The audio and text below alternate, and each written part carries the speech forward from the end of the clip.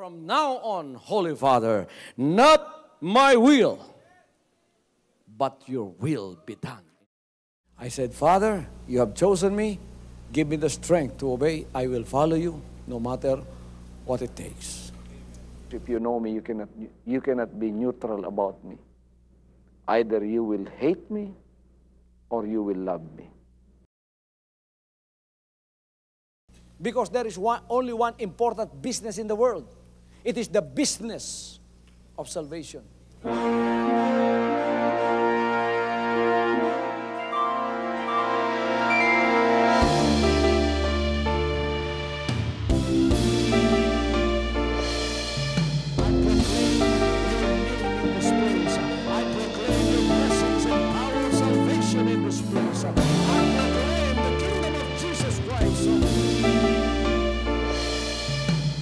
As I am concerned, and as far as the work of God is concerned, we have reached the end. Last September 13, 2003. When you find God, you find His love. Because God is love. Ganon ang pag-ibig ng Panginoon. Walang katapusan na yan ay bumabalik-balik sa atin. If you want to receive, you have to give. Receive it by faith and say, Lord, I will touch up. Because the game plan of God was to save us from seeing through the power of love. He has completed His salvation works in the Spirit. After April 13th, the door is open for everyone to come. The salvation works of the Father is now completed in me. Salvation is here.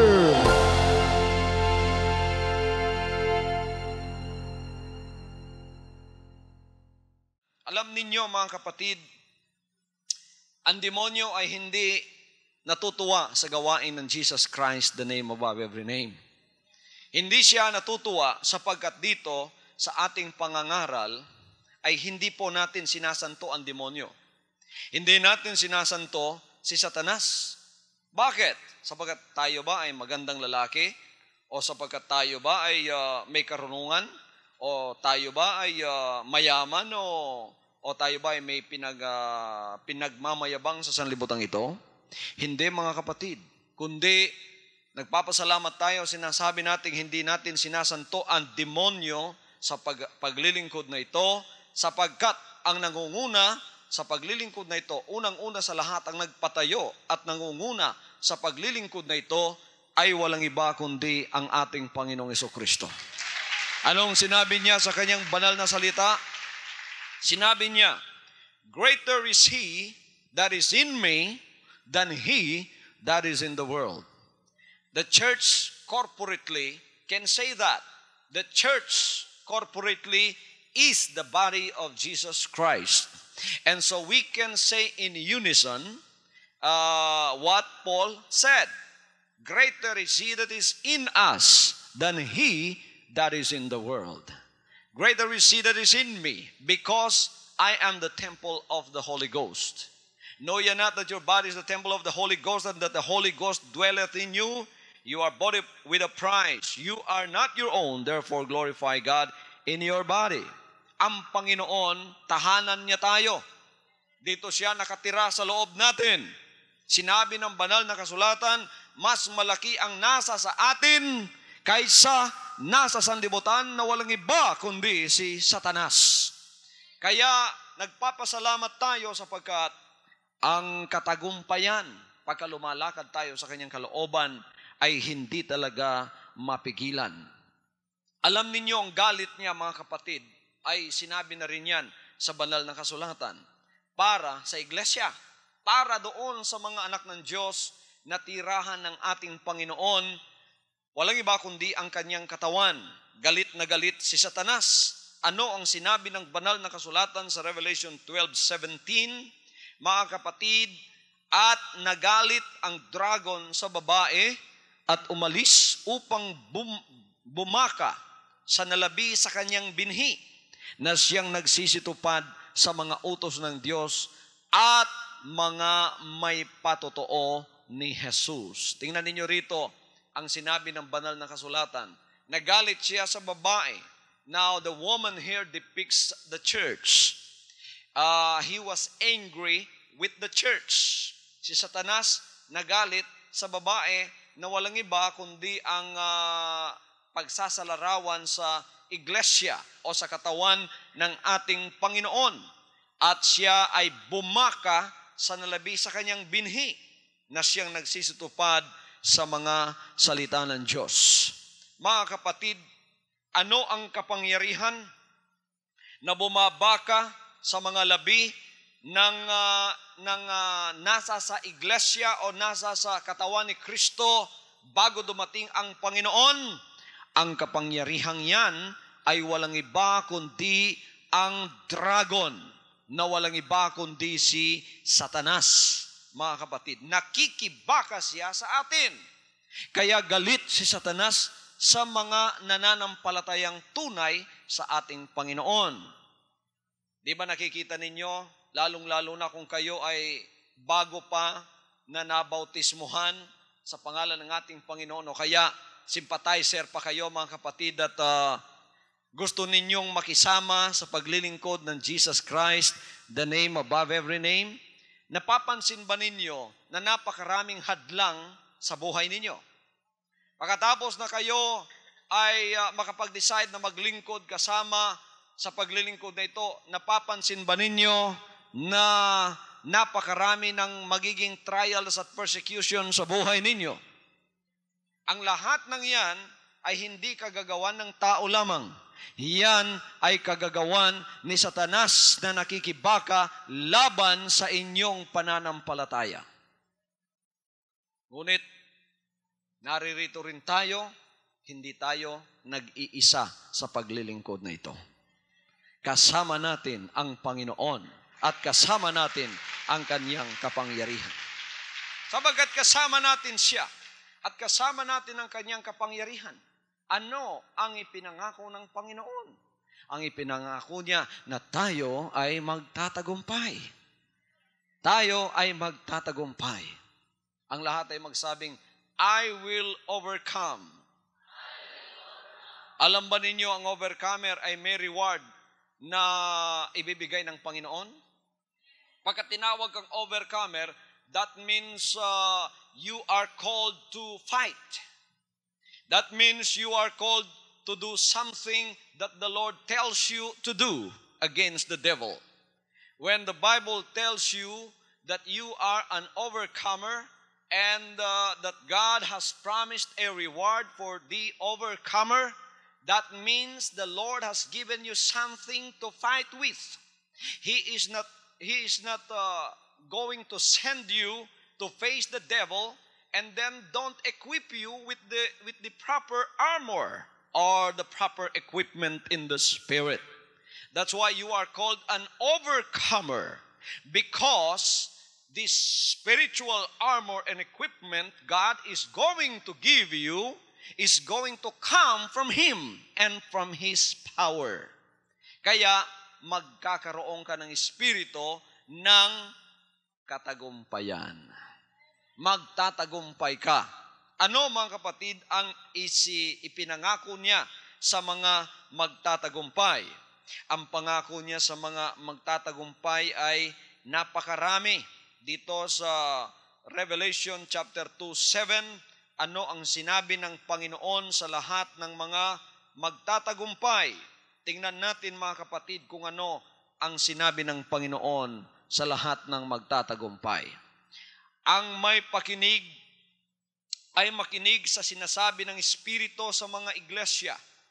Ang magtagumpay ay siya kong pakakanin ng punong kahoy ng buhay na nasa paraiso ng Diyos. He that overcometh will I give to eat of the tree of life, which is in the midst of the paradise of God. Ang magtatagumpay ay makakakain sa bunga sa tanim o sa kahoy kahoy ng buhay na nasa kalagitnaan ng paraiso ng Diyos. You will have eternal life. Magkakaroon ka ng buhay na walang hanggan kung magtatagumpay ka. Bakit hindi na lang ginawa ng Panginoon na automatic magtatagumpay ka pagka ginawa kang anak ng Diyos, whether you sit down or whether you stand up, whether you do nothing or you do something? Why didn't God just say automatically you will overcome once you become born again, once you accept the conditions of being saved? Why didn't God say that? Because He does not want us to become lazy in our faith. Ayaw ng Panginoon na tayo uupo-upo na lang at pabayaan na lang natin ang kanyang kapangyarihan. Kaya sinabi niya, work out your own salvation with trembling and fear. Kaya tayo mga kapatid ay makibaka rin naman at hindi tayo nag-iisa tulad ng sinabi ko, sapagkat ang kanyang kapangyarihan ay ibinigay na sa atin, ang ating gawin, gamitin natin ang kapangyarihang yan.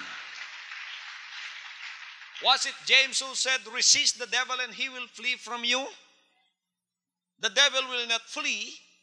Logic tells us that the devil will not flee if you will not resist him. What is the condition of letting the devil flee? The condition is you must resist the devil. Kailangang makiaway ka sa kanya, makibaka ka. Sinabi ng banal na kasulatan, sawayin mo ang demonyo at siya ay kakarimot ng takbo mula sa iyo. Pagka hindi mo sinaway, magiging kaibigan mo ang demonyo. Ngunit hindi natin kaibigan ang demonyo. Kaya nga galit siya sa atin. Mananaig tayong laban sa kanya. Ano pang sinabi ng banal na kasulatan na pangako niyang reward para sa mga magtatagumpay? Mga kapatid, sinabi niya rito sa 21:7 ng Revelation, ang magtagumpay ay magmamana ng mga bagay na ito. At ako'y magiging Diyos niya at siya ay magiging anak ko. Amen? Ako ay magiging Diyos niya at siya ay magiging anak ko. Kung anak tayo ng Diyos, automatically ang ibig sabihin, magmamana tayo sa lahat ng bagay. To him that overcometh, will I give the power to inherit all things. Praise the Lord. Ngayon, lumalakad tayo, nakikibaka tayo sa demonyo, nakikiharap tayo sa kanya, at tayo ay bilang mga anak ng Diyos, hinahanap din tayo ng demonyo sapagkat mahal niya ang ating mga paglilingkod. Ayaw niyang kayo ay makapagpatuloy ng inyong paglilingkod. Sa paanong paraan natin pagtatagumpayan ang demonyo? Mga kapatid, ang Romans 8:37 sinabi, nay, in all these things, we are more than conquerors through Him that loved us. Who will conquer the devil for us? And through whom are we able to conquer? We are able to conquer through Him that loved us. Who is that? That is the Lord Jesus Christ. Walang isang anak ng Diyos na talunan pagka siya ay nananampalataya sa Panginoon at sumusunod sa lahat ng kanyang kalooban. Anumang kalaki ng demonyo sa buhay mo ay hindi makapananaig ng laban sa iyo sapagkat naroroon ang Panginoon, umuuna sa iyo. Ang gawin mo lang, sumunod ka sa Kanya. Sumunod ka lang sa Kanya at huwag kang lumihis sa mga landas ng ating Panginoon.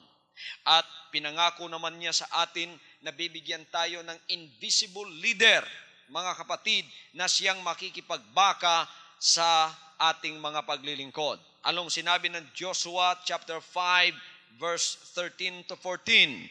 Behold, there stood a man over against him with his sword drawn in his hand, and Joshua went unto him and said unto him, art thou for us or for our adversaries?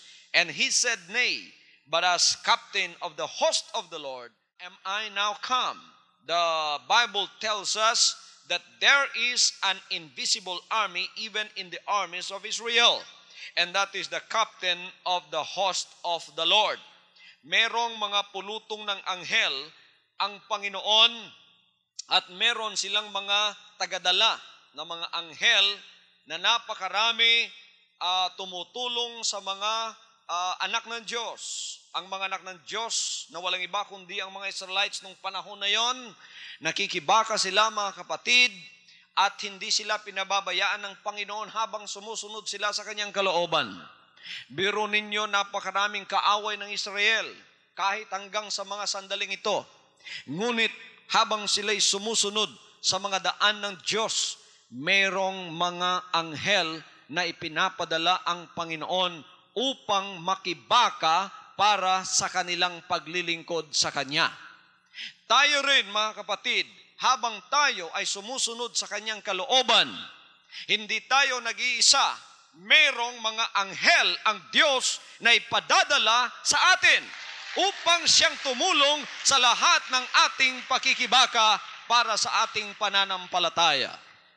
At alam ninyo, kahit sa bawat service na ganito, kaya pagka pumasok kayo, kailangang alam ninyo, espiritual ang paglilingkod na pinapasukan ninyo.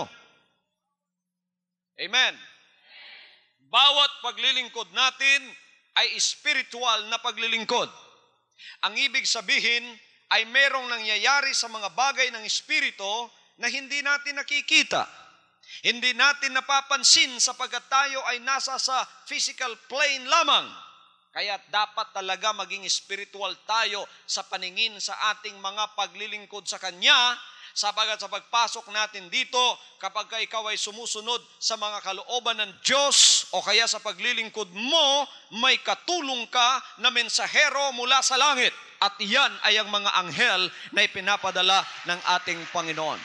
Bakit?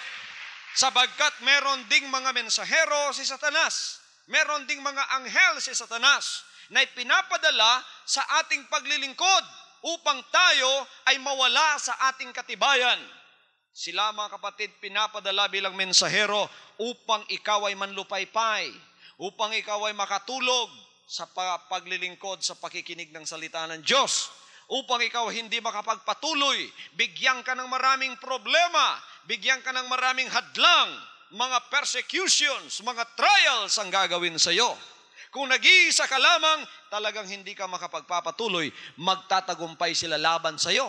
Ngunit ang Panginoon naman ay meron ding mga mensahero na makikipaghamok, makikibaka, makikilaban sa mga mensahero ni Satanas. Itong lahat ay nangyayari, mga kapatid, sa espiritu. Hindi natin nakikita. Pagka ikaw ay naging masigasig sa iyong paglilingkod sa Panginoon, hindi dahil sa iyong sariling pagsisikap yan. Kinakailangan may pagsisikap ka, ngunit hindi sa sarili mong pagsisikap. Merong kapangyarihan na sumusunod sa iyo at nakikibaka para sa iyo. Kaya kailangang pasalamatan mo bawat araw ang Panginoon at sabihin mo, Panginoon, hindi po ako lilihi sa landas mo, susunod po ako at ang mga kapangyarihan na ipinapadala ninyo ang siyang mangunguna sa akin laban sa lahat ng mga masasamang espiritu. Everybody say Amen. Amen. Ano, mga kapatid, ang sinabi ng banal na kasulatan na pag-uugali o karakter ng mga weapons ng ating mga pakikibaka na binasa natin, hindi nagtagal, mga kapatid. Ano ang sinabi na mga armas na ito o mga weapons na ito na sinabing mapapasa atin, at ito nga ang ating mga kagamitan. Sinabi doon sa ating binasa kanina sa 2 Corinthians chapter 10, verse 3, sapagat bagaman kami nagsisilakad sa laman, ay hindi kami nakikipagbakang ayon sa laman. Sapagkat ang mga sandata o yung weapons, yung mga armas, ang mga sandata ng aming pakikilaban ay hindi ukol sa laman. Kaya sa atin, mga kapatid, hindi ukol sa laman. Ano yung ukol sa laman? Yung pakikibakang ukol sa laman, yung suntukan. Laman yun. Tayo ba dito ay nagpapalaki ng braso upang kung mayroong humadlang sa atin, suntukin natin? Tayo ba rito, mga kapatid, ay may mga baril na pagka may lumaban sa atin, babarilin natin? Tayo ba dito ay nag-aaral ng karate? Upang pagka may lumaban sa atin o may nakipag-debate sa atin, karatiin natin, yeah! Ganyan ba ang ating pagkikilaban? Ang ating bang pagkikilaban, mga kapatid, ay sa pamamagitan ng siraan? Yung destructive criticisms? Are we engaging ourselves in destructive criticisms? Ito ay pakikilaban sa laman. Laman sa laman. Hindi po yan ang tinuro ng Panginoon sa atin. Laman laban sa laman. Paninirang puri. Wala na tayo doon. Huwag kayong mag-alala. Kahit ang lahat ng puri niyo siraan. Pagka nasa Panginoon kayo, pasalamatan niyo, katagumpayan yan. Hallelujah. Pagka-destructive ang criticism na sinasabi sa atin ang gagawin natin. Tayo ba ay lalabas sa television? Destructive criticism din ang ating gagawin? Hindi! Ano ang ating panlaban? Spiritual na mga sandata. Ano ang gagawin natin? Luluhod tayo at mananalangin sa mga sumisira sa atin. Praise the Lord! Yung personalan, laman sa laman yan. Huwag kayong makipagpersonalan sa inyong paglilingkod. Sinabi nung nag-uusig sa iyo, ginanong ka, be, anong gagawin mo? Ganon din gagawin mo? Be. Hindi, mga kapatid. Hindi laban sa laman ang ating pakikibaka. Ang ating pakikibaka, ang mga sandata natin ay mga sandata ng Espiritu. Kaya nung ang Panginoon ipinako sa krus, pinako siya, laman ang ginamit ng demonyo, pinako siya, pinahiya siya, hinubaran siya. At pagkatapos, minura pa at sinabing, nililigtas mo yung iba, sarili mo hindi mo maliligtas. Anong sinabi ng Panginoon? Nakapako sa krus. Tiningnan niya sila. Ano ang weapons, yung sandata ng Panginoon? Spiritual na sandata. Hindi niya sinabing, kulugin sana kayo? Kidlatin sana kayo? Bakit ninyo ako ipinako sa krus? Hindi sinabi ng Panginoon yun. Anong sinabi ng Panginoon? Spiritual ang sandata niya. Anong sinabi niya? Ama, patawarin mo sila. Hindi nila alam ang kanilang ginagawa. Hallelujah! Tingnan ninyo, mga kapatid. Tingnan ninyo. Nung hindi pa naturuan si San Pedro ng mga espiritual na sandata, yung sandata niya, mga kapatid, yung tabak niya, yung nasa sa tabi ng katawan niya, yun ang ginamit niya. Noong inaaresto ng Panginoon, kinuha niya yung kanyang sandata na itak, pagkatapos tinaga niya yung isang sundalo, di ba? Sinabi ng Panginoon, "Oops, Pedro, hindi ganyan ang pakikibaka natin. Isauli mo yan sa kinalalagyan, sapagkat hindi ganyan ang pakikibaka natin. Isauli mo yan, sapagkat ang gumagamit yan, mamamatay riyan." Ang ibig sabihin ng Panginoon, Pedro, hindi ka ganyan makibaka. Spiritual lang sa atin, hindi laman-laban sa laman. Pagka minura ka, huwag ka namang magmura. At huwag mo siyang paghigantihan ng pagmumura. Amen. Ganun bang pakikibaka natin? Hindi, mga kapatid. Ang ating pakikilaban, ang mga sandata ng ating pakikilaban ay hindi ukol sa laman, kundi sa harapan ng Diyos ay mga may kapangyarihang gumiba ng mga kuta. Hallelujah!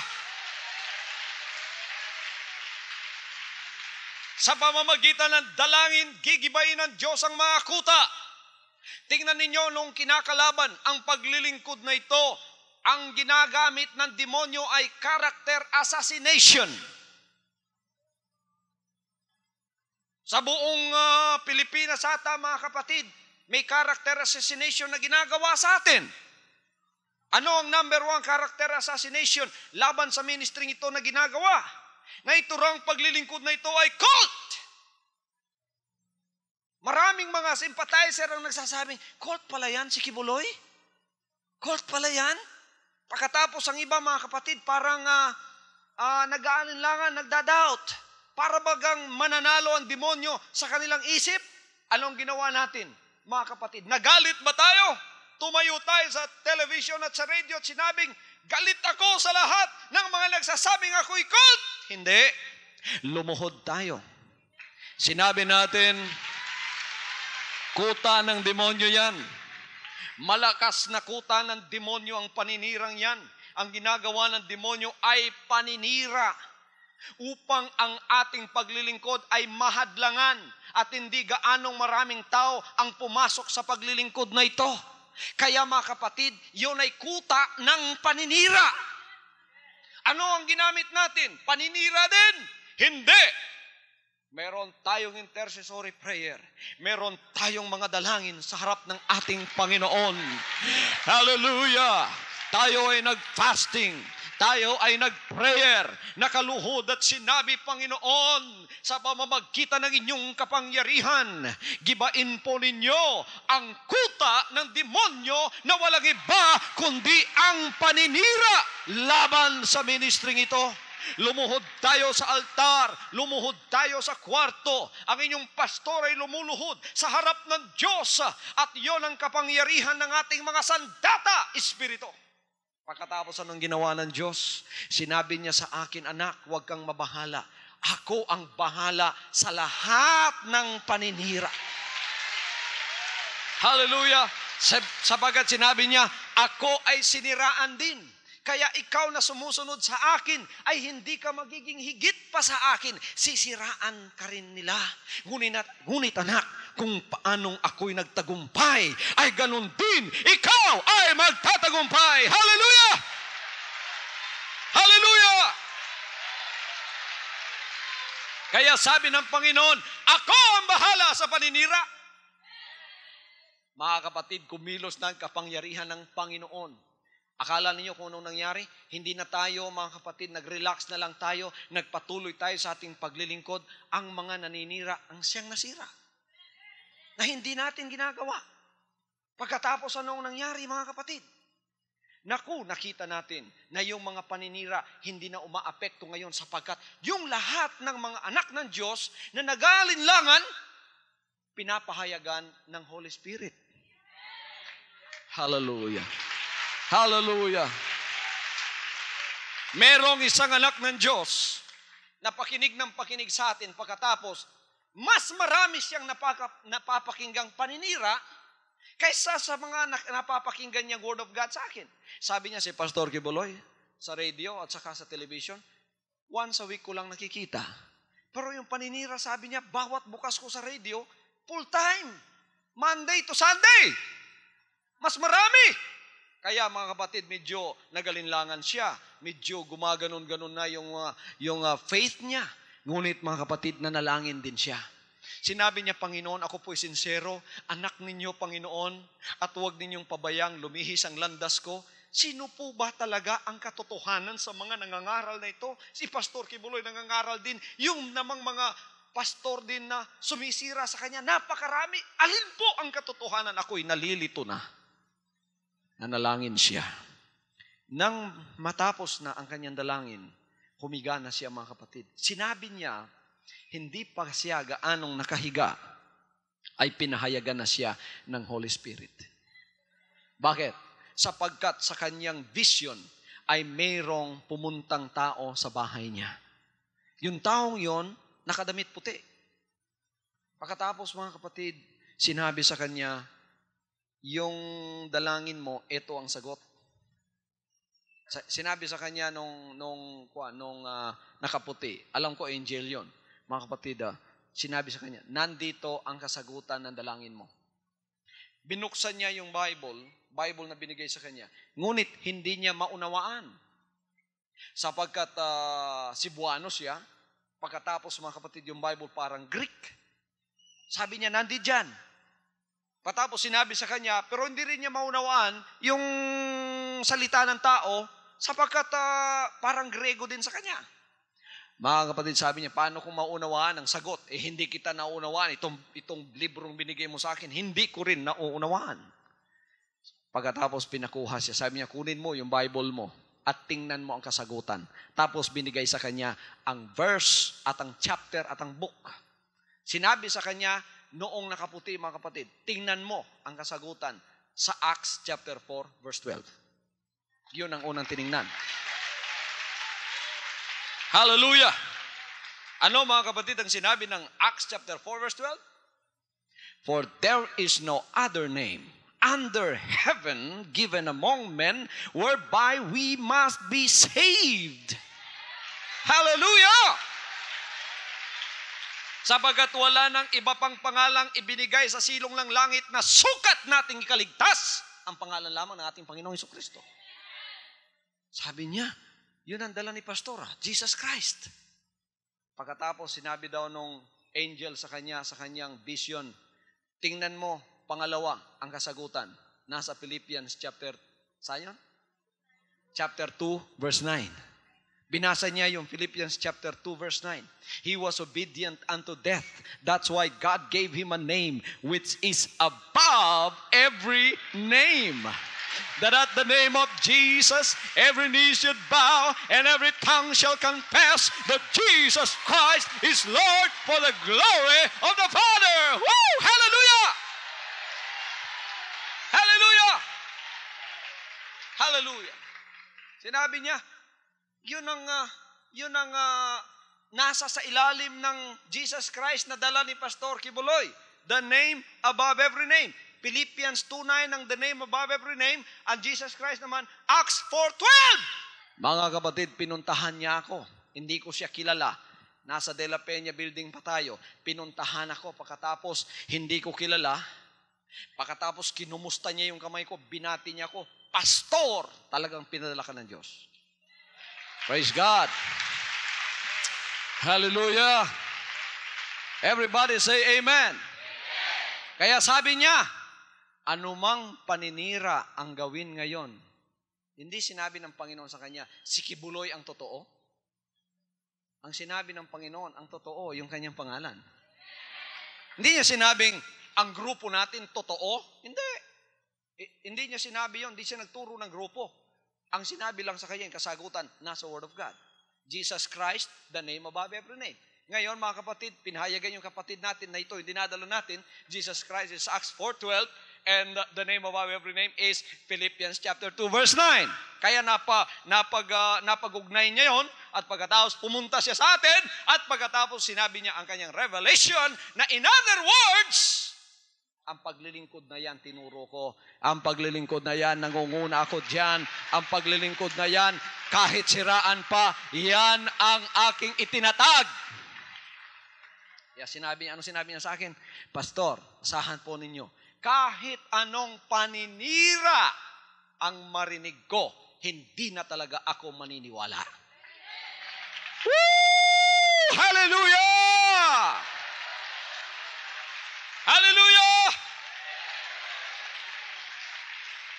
Sa pamamagitan ng sandata ng Espiritu, kapangyarihan ng Panginoon, nagiba! Nagiba! Ang kuta ng paninira. Isang example lang yon mga kapatid. Napakarami pa ng example. Mga anak ng Diyos sa ngayon na nagkakalat sa buong Pilipinas, hindi na po maaaring siraan pa ang pananampalatayang ito sapagkat wise na sila. Hindi na sila nakikinig sa tao.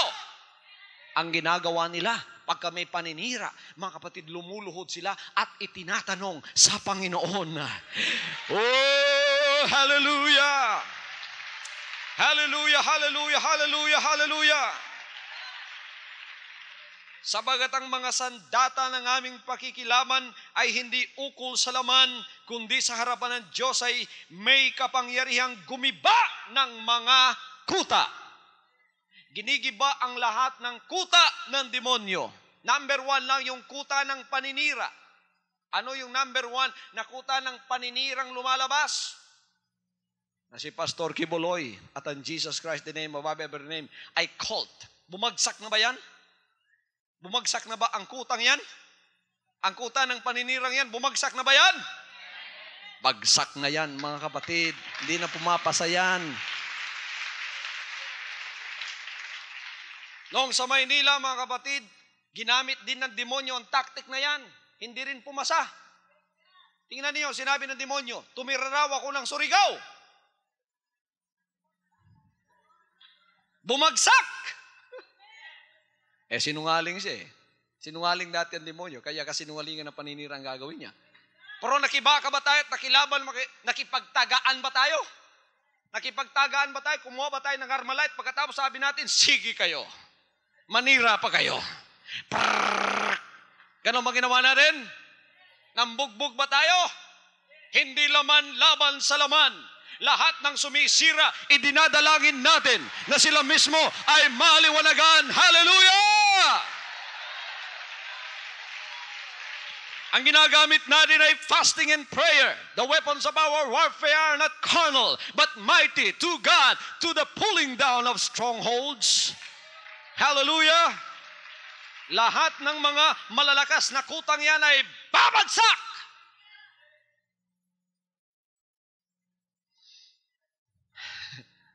Amen. Ano pang uri ng paninira ang maririnig ninyo laban sa ministering ito? Kutang bumagsak na yan. That is a paper house created by the devil, but it was already blown away by the power of the wind of God. And it is no longer standing. It will never stand, because the power of my God is mightier than all of the power of the forces of the enemy combined. Hallelujah! Hallelujah! Sisirain at gigibayin ang lahat ng mga kuta ng demonyo. Kuta ng kasalanan. Kuta ng paninira. Kaya yung mga character assassinations laban sa inyong pastor, laban sa paninira, laban sa ministering ito, yan ay mga kuta. At ginigiba na ng Diyos yan. Yung hindi pa nagiba, gigibain pa yon. Hallelujah. Pahahayagan ang lahat ng mga anak ng Diyos sa buong katotohanan. Because if I am interested in the benefits of the soul that follows God, God is more interested than me. Kaya siyang magpapahayag sa kanila. Tayo dito dumadalangin lamang, pahayagan mo sila, Panginoon, ng katotohanan. We do not come and we do not preach on TV and radio to prove that we are right. No, we do not come and preach to prove that we are right. There is nothing to prove, because when you follow the Lord faithfully, hindi mo na kailangan pagpatunayan yung sarili mo. There's nothing to prove. We only assert the truth, and the truth is the Lord and His Word. Dapat lang natin ipamuhay ang katotohanan. Huwag na natin patunayan pa, sapagkat ang katotohanan, sirain mo man o hindi, tatayong katotohanan yan. Hallelujah. Ano pang sinabi ng verse 5? Na siyang gumigiba ng mga maling haka. Maling haka. Gumigiba ng mga maling haka. Ano ang mga maling haka? Yung mga maling isip sa'yo.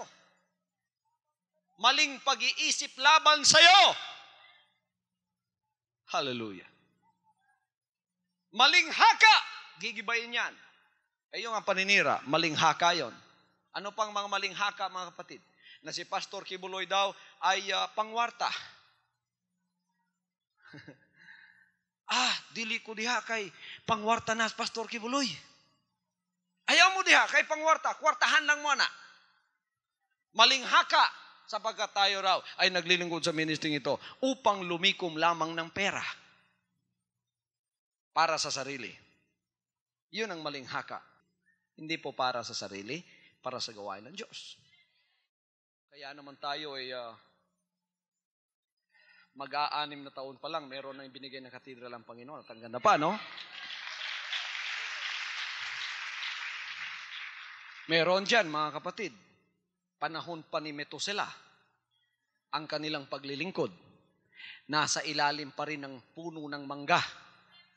Anong ginagawa ninyo sa tithes na binibigay ng mga anak ng Diyos sa inyo? Ang lalaki ng tithes ninyo, pagkatapos may mga nagpapadasal sa inyo, pagkatapos ipipray over pa, pababayaran pa ninyo ng malaki, pawi-withdraw pa yung mga pera. Anong ginagawa ninyo sa mga pera niyan? Hanggang ngayon, nasa mga gym kayo. Hanggang ngayon, nasa mga ilalim kayo ng mga puno ng kahoy. Kung umiinit banda rito, tatransfer kayo dito. Pagka umiinit banda doon, tatransfer kayo doon. Anong ginagawa ninyo? Malimit, mga kapatid, yung nag-aakusa ng mga ganyan, sila ang gumagawa ng mga bagay na yan. Bakit? Sapagkat wala silang maipapakita. Anong ginagawa ninyo sa mga bagay na yan? Mga anak ng Diyos ngayon, napakarami na ng mga nagtatanong. Sinasabi nila, dito daw si Pastor Kibuloy, lumiliko ng pera para sa sarili.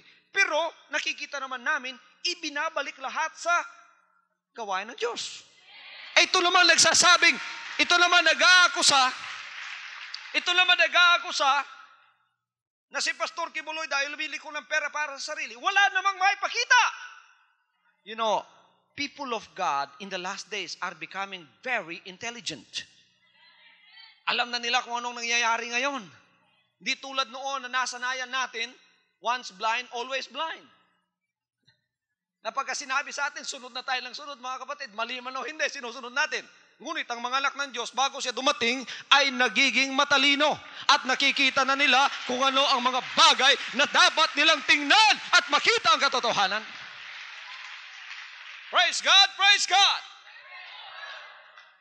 Kaya dito sa ministry ito, we discourage people giving ministers, workers, giving me money personally. If you give me money personally, I thank God for your love. But when I am engaged in this ministry, all the money that I receive do not go to my personal pocket. They go to the work of God. Kaya pagka binibigyan ako ng pera ko minsan, ang dami-dami mga kapatid, ang kapal-kapal, may mga sobre, lalo na kung nagtatravel ako, mga kapatid, binibigyan ako ng mga pera, hindi ko nga binubuksan yon. Binibigay ko kagad sa ating Secretary Treasurer, sapagkat yun ay pupunta sa gawain ng Diyos. Hallelujah. Anong ibigay ninyo sa akin? Sinasabi ko sa ating Secretary Treasurer, anong bigay niyo sa akin? Yung panggasolina ko araw-araw, yung baro ko na pagkaluma na, bilhan niyo ko ng bago, okay lang, kahit na no. Kung minsan sa birthday ko, doon lang ako nagkakaroon ng maraming baro. Salamat sa inyo mga kapatid. Hallelujah. Yun lang pangangailangan ko bawat araw. Pagkain ko bawat araw, ano naman lang ang kinakain ko mga kapatid. Kung minsan, kontento na tayo sa lugaw, di ba? Bakit? Kasi sanay na tayo dyan eh. Anong kinakain natin bawat araw? Yun lang ang i-deduct natin kasama ng mga workers. Yun, ang lahat ibalik sa gawain ng Diyos. Woo! Hallelujah! Hallelujah! Bakit? May ambisyon pa ba tayo mga kapatid? Wala na tayong ambisyon pa sarili. Wala na tayong ambisyon magkaroon pa ng mansion sa Baguio. Wala na tayong ambisyon pa na magkaroon ng maraming lupa sa pangalan natin. Kung bibigyan man tayo ng Panginoon, ipangalan natin sa Panginoon. Hallelujah, hallelujah. Kaya dito, binigyan tayo ng 8 hectares ng Panginoon as a compound. Hindi nakapangalan yan kay Pastor Kibuloy. Yan ang nakapangalan kay Jesus Christ, the name above every name, incorporated. Praise the Lord. Mga malinghaka, ginigiba ng mga kapangyarihan ng Diyos. At ng bawat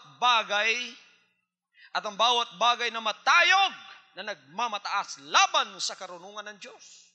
Nagmamatayog na mga isip laban sa Diyos, mga kapatid. Binababang lahat yan. Binababang lahat yan. At bumibihag sa lahat ng pag-iisip sa pagtalima kay Kristo.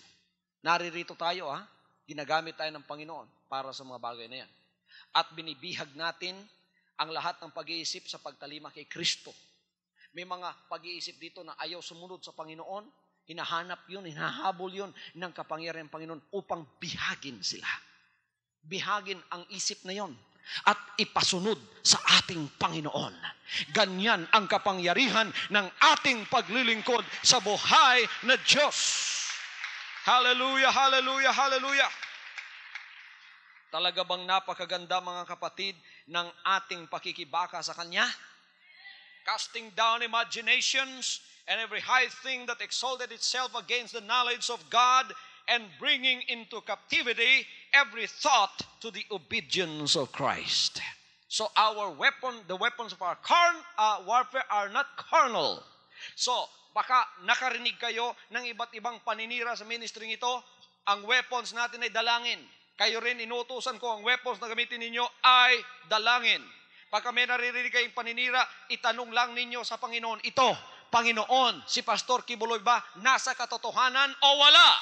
And the Lord's Spirit is going to reveal to you. Ang mahalaga lang naman dito, mga kapatid, kung sino ang nasa katotohanan. Hallelujah, hallelujah.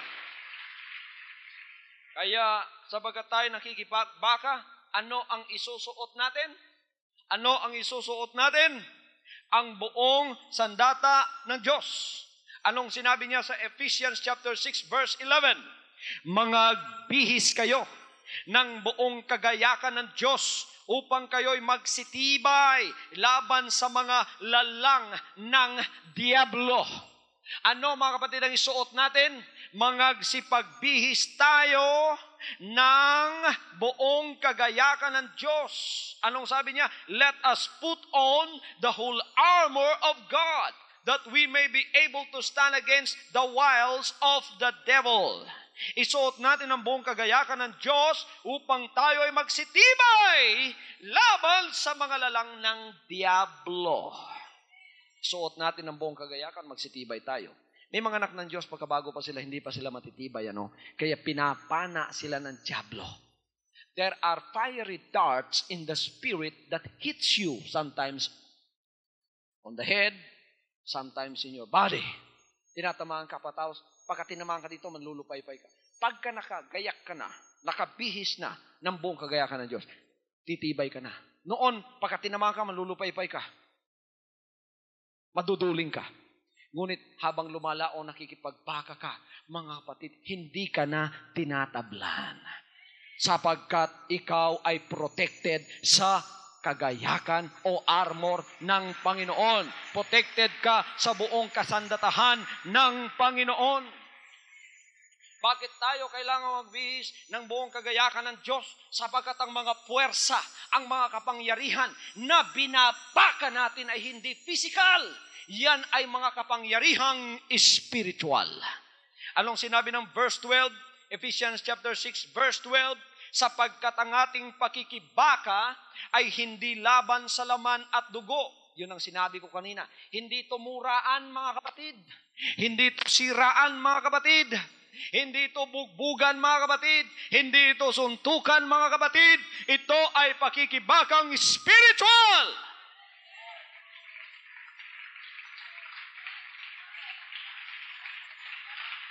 Hallelujah. Hallelujah! Hallelujah! Hindi laban sa laman at dugo, kundi laban sa mga pamunuan, laban sa mga kapangyarihan. Sino yung pumapasok sa mga tao pang manira? Ang demonyo yon. Doon tayo nakikipagbaka, hindi sa taong pinasukan, kundi sa espiritong pumasok. Hallelujah. At hindi natin, mga kapatid, mapagtatagumpayan ang espiritong yon, kundi sa pamamagitan din naman ng espiritu. Laban sa mga namamahala ng kadilimang ito sa sanlibutan, bawat city, bawat baryo, bawat town, ay merong namamahalang prinsipi ng kadiliman. Laban sa mga ukol sa espiritu ng kasamaan, sa mga dakong kaitaasan. Kaya tayo ay kailangang makipag-wrestle sa mga bagay na ito, mga kapatid, sa mga espiritong ito. Wicked spirits in high places. For we wrestle not against flesh and blood, but against principalities, against powers, against the rulers of the darkness of this world, against spiritual wickedness in high places. These are the kinds of forces that we have to contend with. And that's why we are to put on the whole armor of God. We are to put on the whole armor of God. These spiritual forces are so malignant, and their only purpose is to destroy you and your faith in God. Praise God. Kaya, sinabi naman dito, ano ang mga kagayakang ito? Ano ang mga sandatang ito? Kinakailangan ba natin ng mga sandatang ito? kinakailangan natin. Ano, mga kapatid, ang unang-unang kinakailangan mo? Dahil dito, magsikuha kayo ng buong kagayakan ng Diyos upang kayo'y mga katagal sa araw na masama. Ang bawat isa dito ng anak ng Diyos, taas ang kamay. Kinuha na ba ninyo yan? Sinabi niya, magsikuha kayo ng buong kagayakan ng Diyos upang kayo ay magsitagal sa araw na masama. Ano ang araw na masama? Yung araw na masama, pagka ikaw ay anak na ng Diyos, nagpupuri ka na, praise the Lord, hallelujah, ako ay anak na ng Diyos, may testimony ka na, ginagamit ka na ng Panginoon, hallelujah. Yung mga mata ng demonyo, mga kapatid, ibabaling na sa iyo. Yun, malakas ng praise the Lord noon. Sige, lahat ng puwersa ng masama, lahat doon. Ang pana, lahat doon. Sight. Mga demonyo ko, sabi ng demonyo, sige, sabi ng Satanas, lahat doon na. Doon sa nag-organ. Doon sa nagpipiano. May nag-testimony sa Bible Support Group Leaders. Ang laki ng tagumpay. Sight! May BSGL na umaawit. Naku, malaking tagumpay yan. Sight! Yan ang panahon na masama. Hallelujah. Panahon ng persecution. Panahon ng trials. Lahat ng weapons ng demonyo, mga kapatid, ibabaling sa iyo. Lalo na kung epektibo ka na, may epektibo ang paglilingkod mo, lalo na kung magaling ka mag-testify, pagkatapos maraming nabibless, lalo na mga kapatid kung ginagamit ka, lalo na kung ikaw ay kamay ng Diyos, kung may mga financial na pangangailangan, kagad-agad naroon ka, praise the Lord, Pastor. Kamay ako ng Diyos, tutulong ako. Mag-ingat ka na. Lalo na kung malakas ang iyong praise the Lord, praise God. Malakas ang iyong testimony. Babalingan ka na ng demonyo. Pagkatapos titirahin ka na, mga kapatid. To put you out of commission. The devil is going to hit you so hard, you don't know what hit you if you don't have the armor of God. His only purpose is to put you out of commission. Titirahin ko ito, sabi ng demonyo, upang sa susunod, mawawala na yung testimony niya. Tinira nga, tinama yung bibig. Ano ang tumama sa bibig? Nagniningas na pana ng demonyo sapagkat isang araw na tempt siya na nigarilyo na naman. Paano pa ako magte-testify nito? Lalabanan ba ninyo ang demonyo sa kanyang mga pana? Okay, kaya yan ang unang kinakailangan. Stand therefore, the Bible says, having your loins girt about with truth, and having on the breastplate of righteousness. Verse 14, magsitibay nga kayo na ang inyong mga baywang ay may bigis na katotohanan na may sakbat na baluti ng katuwiran. Breastplate of righteousness, your loins girt about with truth. Ano ang katotohanan na dapat nating isinturon, mga kapatid? Ano ang katotohanan ito na sinasabi dito sa verse 14? Ano ang katotohanan ito na kailangang nasa ating baywang, bigkis na katotohanan sa ating baywang? What is the truth which one's loins should be girded? John 17:17. Sanctify them through thy truth. Thy word is truth. Ano yung bigkis na katotohanan na nandito sa ating baywang, mga kapatid? Anong bigkis na katotohanan yan? Walang iba kundi ang salita ng Diyos. Ang ibig sabihin, kainin natin ang salita ng Diyos. Pagka yung salita ng Diyos, pagka yung isang bagay kinakain mo, pumupunta dito sa tiyan mo. Yan ay dito, mga kapatid. Kaya proteksyonan mo yung bituka mo. Bituka sa espiritu. Proteksyonan mo yon, kaya kailangan maglagay ka ng bigkis dyan, at yan ay bigkis ng katotohanan. Kainin mo ang salita ng Diyos, at yan ang magiging proteksyon mo. Hallelujah! Magpakapuno ka ng salita ng Diyos. John 17:17, John 14:6, Thy word is truth. I am the way, the truth, and the life. What is meant by having the loins girded? Anong ibig sabihin na ating bigkisin o lagyan ng sinturon ang ating mga baywang, mga kapatid? 1 Peter chapter 1 verse 13. Wherefore, gird up the loins of your mind. Ano pala yon, mga kapatid? Yung palang pag-iisip natin. Yung ating mga pag-iisip, yun pala ang dapat bigkisin natin. Paano bigkisin sa spiritual na pananalita ang ating isip? Ang ibig sabihin, pagka nakadecide ka, isang desisyon lang. Hindi ka na dapat pa magalinlangan pa. Kailangan ang desisyon mo para sa Panginoon. Fix na! Lord, fix na po ang desisyon ko. Ako po ay susunod sa inyo anuman ang mangyayari, Panginoon. Ibang isang bagay pagka nakabigkis, fix na yon. Tulad dito, may sinturon ako, may sinturon kayo. Pagka binigkis nyo, fix na yon. Pagka hindi pa nakabigkis yon, maluwang pa. Ang ibig sabihin, meron pang panahon na mawawala sa iyo yan. Pero pagka binigkis mo, that is already fixed in your mind. Make your mind fixed in serving the Lord. Huwag na kayong magalinlangan pa. Kung minsan kasama ninyo at kaibigan ng kasalanan. Kung minsan naman kaibigan ninyo ang Diyos. Kung minsan makasanlibutan kayo. Kung minsan naman hindi. Kaya tayo, mga kapatid, against dito sa himig na ang himig ay sanlibutan, pagkatapos ang wording ay spiritual. Hindi mo dapat pagsamahin ang sanlibutan at ang spiritual. Kung spiritual, spiritual lahat yon. Para sa Panginoon lahat yon.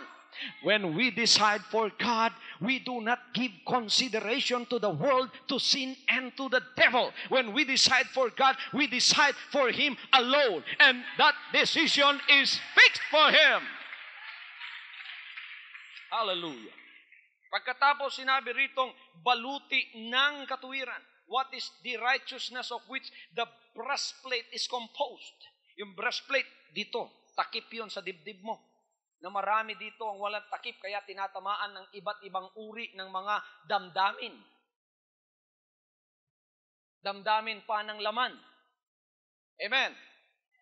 Ano, mga kapatid? Ang breastplate of righteousness. Composed of, ano yon?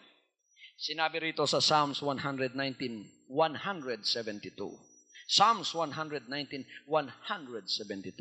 My tongue shall speak of thy word, for all thy commandments are righteousness. Anong righteousness na yon, mga kapatid, na baluti? The commandments of God. Yung utos ng Diyos, dapat yon ang nasa damdamin natin, hindi ang utos ng puppy love. Hindi ang utos ng laman, hindi ang utos ng sanlibutan, ang utos ng Diyos. Hallelujah. Dapat yon ang nasa damdamin natin, ang utos ng Diyos.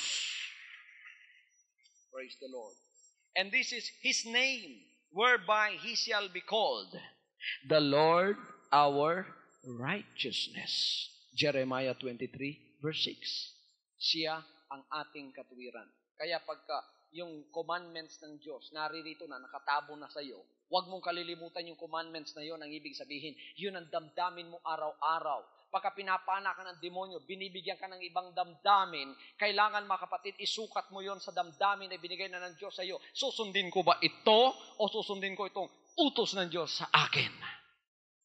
Susundin ko ang utos ng Diyos. Nakatabon pa rin ang katuwiran, baluti ng katuwiran sa dibdib mo. Magpapatuloy ang kapangyarihan ng Panginoon sa buhay mo.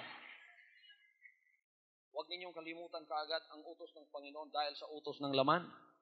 Dahil sa utos ng puso. Kinalimutan na ang utos ng Diyos dahil sa utos ng puso. Anong utos ng puso ng tao? Palaging utos ng puso ay utos sa laman. Anong palaging utos ng Diyos? Utos na ikaw ay sumunod sa Espiritu sa iyong kaligtasan. Praise God. Tapos naman, dito meron na. Alam na ninyo kung ano yung nakabigkis sa ating bewang.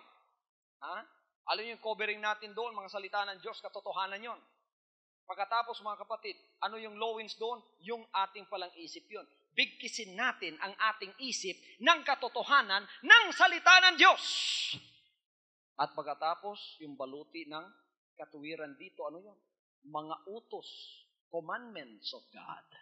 Commandments of God, punuin natin ito ng katotohanan ng salita ng Diyos. Katapos dito naman sa paa natin, ano ang nasa sa paa natin?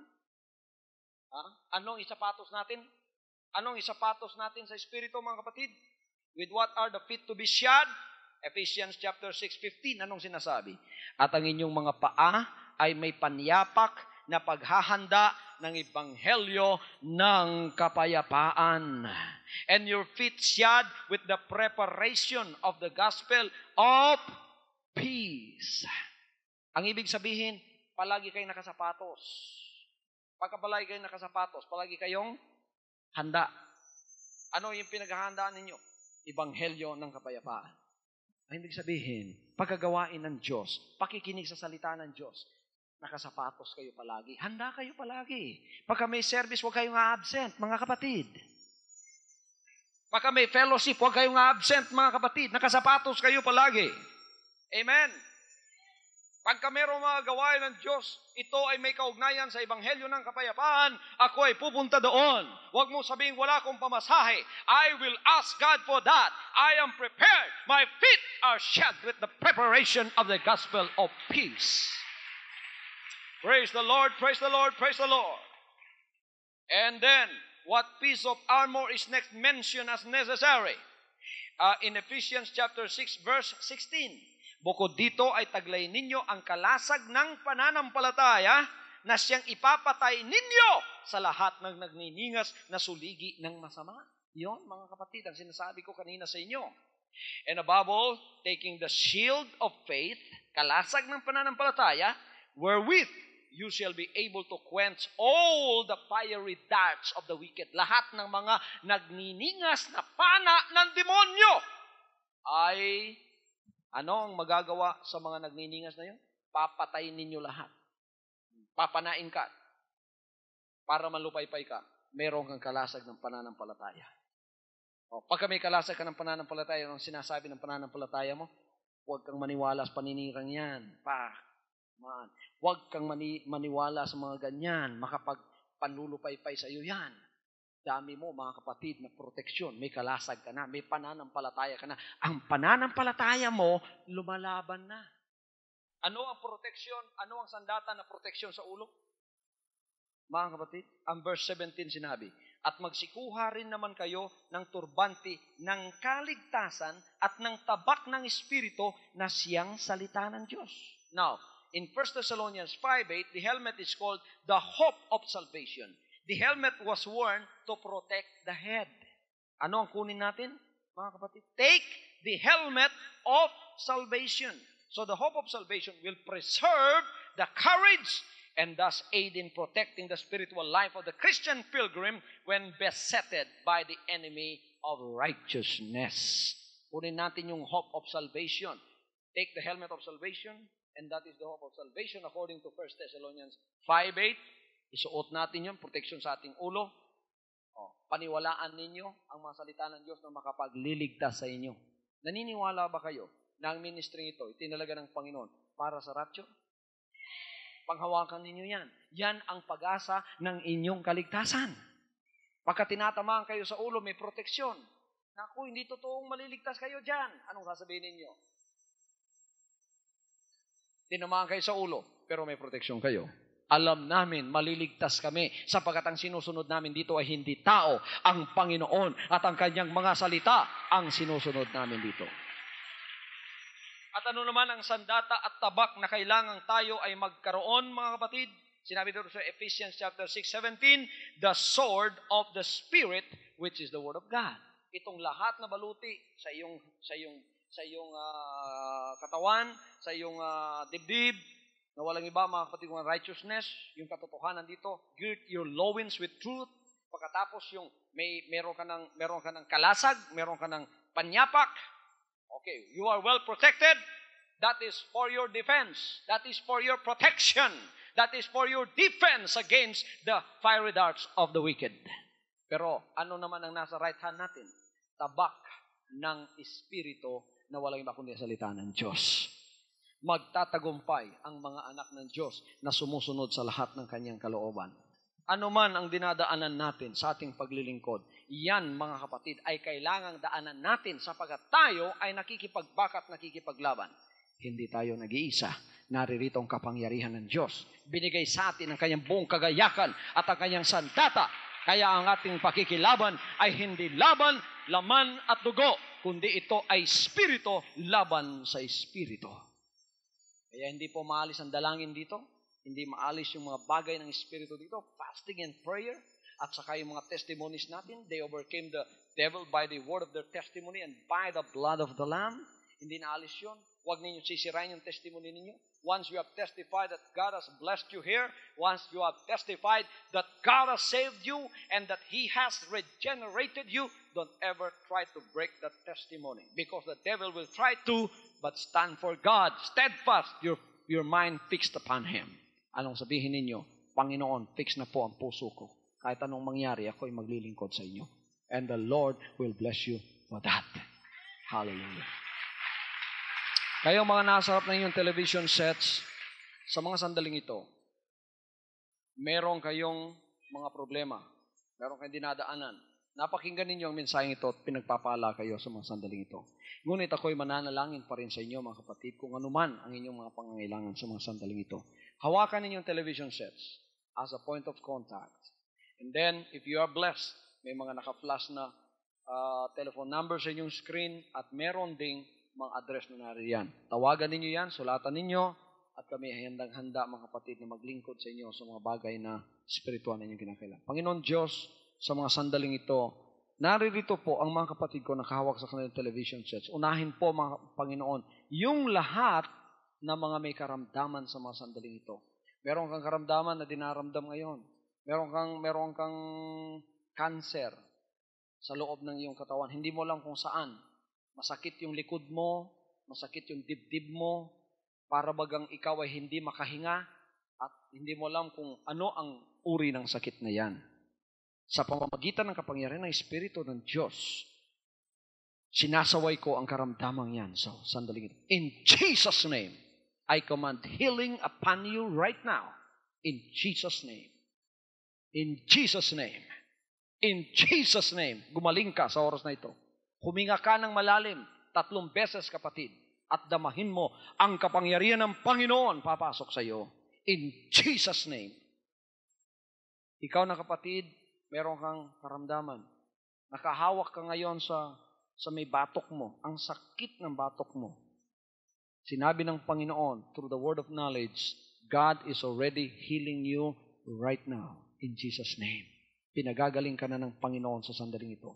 Meron kang financial problem, meron kang marital problem, may problema ka sa asawa, sa pamilya mo, sa sandaling ito, tutulungan ka ng Panginoon. Siya ang tulong mo, siya ang taga-solve ng problems mo. Humawa ka sa television set, manalayan na sa'yo. Panginoon, sa mga sandaling ito, pagpalain po ninyong kapatid na ito na may problema sa kanyang buhay, sa kanya pong asawa, sa kanya pong pamilya, ay mayroon siyang napakalaking problema. In Jesus' name, tanggapin mo ang kasagutan sa problemang yan na hinahanap mo. In Jesus' name. Ang kasagutan nasa sayo na. Ganon din, Panginoon, doon po sa lahat ng may mga financial troubles sa kanilang mga pamumuhay. Panginoon, tugunin po ninyo ang kanilang financial na pangangailangan sa iba't ibang pamamaraan tulad ng pagtugon ninyo sa mga financial na problema ng ibang mga anak ninyo. In Jesus' name, hallelujah. In Jesus' name. Ganon din sa mga naghahanap ng kaligtasan, kaliwanagan.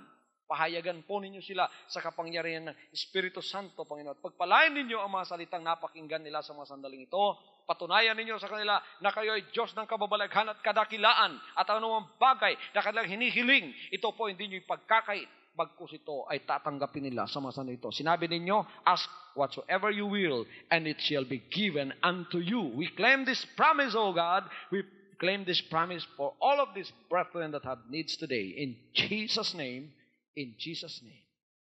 From now on, Holy Father, not my will, but your will be done. I said, Father, you have chosen me. Give me the strength to obey. I will follow you no matter what it takes. If you know me, you cannot be neutral about me. Either you will hate me or you will love me. Because there is only one important business in the world. It is the business of salvation.